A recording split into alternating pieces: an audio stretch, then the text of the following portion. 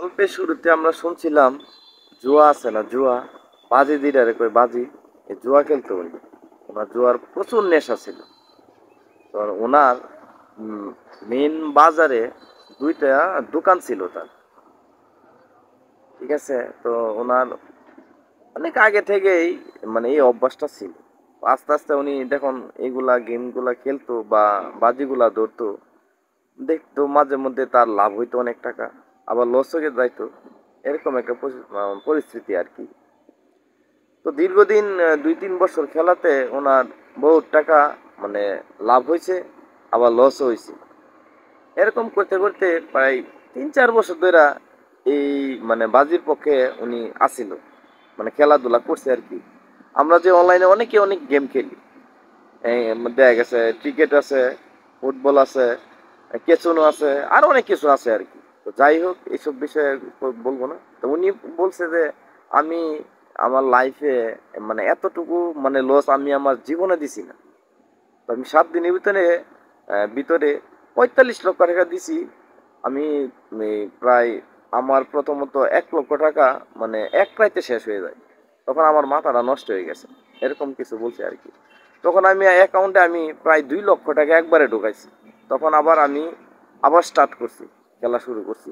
এরকম মানে তৃতীয় দিনের মাথায় তার প্রায় লস হয়েছে প্রায় 10 লক্ষ টাকার মতো। পরে দেখা দেখা যায় তার পকেটে কোনো টাকা নাই। অবশেষে তার যে দোকান ছিল বা বাজারে যে দোকান ছিল, প্রথম একটি দোকান বেচে প্রায় 20 লক্ষ টাকার মতো। এই দোকানটি মানে বেচা, তারপরে অ্যাকাউন্টে টাকা ঢুকায়া মানে খেলাধুলা শুরু করে, মানে বাজি যেটারে করে খেলাধুলা শুরু করে। তখন মানে সেটাকেও লস গেছে। তখন আবার পরে যে দোকান ছিল সেটা হচ্ছে উনি বেচছে। বেচার পরে ওই টাকাও অ্যাকাউন্টে ঢুকাইছে মানে 2-1 দিন আরো খেলতে পারছে। অবশেষে লস দিতে দিতে প্রায় 40 লক্ষ না 42 লক্ষ টাকা উনি লস দিয়ে লাইছে। পরে এক সময় দেখা গেছে তার কাছে আর কোনো টাকাই নাই। পরে উনি জীবন ধারণের জন্য কি করবো কোন, একজন বড় লোকের পোলা যদি মানে তার সবসময় টাকা ওরাই অভ্যাস, মানে সে কি আর টাকা ছাড়া থাকতে পারবো না, এটা কোনোভাবেই সম্ভব না। পরে তার পরিস্থিতি অনেক ভয়াবহ হয়ে গেছে আর কি, ভয়াবহ হয়ে গেছে। কারণ হচ্ছে এখন তার মানে তার ফ্যামিলিতে মানে এমন একটা পরিস্থিতি দাঁড়াইছে, মানে তার কোনো মূল্যই নাই, ঠিক আছে। মানে তার কোনো এখনো মূল্যই নাই, কারণ হচ্ছে তার কাছে এখন কোনো কিছুই নাই, এক কথায় যেটা। তো অবশেষে উনি উনি একটা রিক্সা কিনে, বর্তমানে রিক্সা চালায়। তো আমরা ওনার জন্য দোয়া করি, ওনার যেন আগের যে প্রফেশনাল ছিল সেটাতে ফিরে আসতে পারে।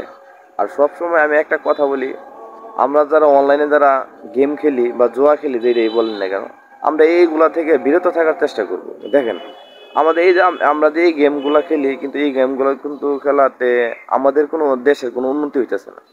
এই টাকাগুলো পাইতেছে বাইরের মানুষ, ঠিক আছে।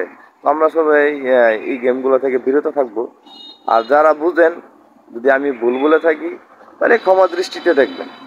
যার যার ভুল বুঝেন না, আমি আমার মানে থেকে মন্তব্য করলাম আর কি। যারা গেম খেলেন অল্প বয়সে, মানে অনেক পোলাবাইন দেখছি গেম টেম খেলে আর কি, বাজি টাজি খেলে, এই কিস বাজ এই অনেক ধরনের সাইড আছে এইরকম গেম টেম খেলে।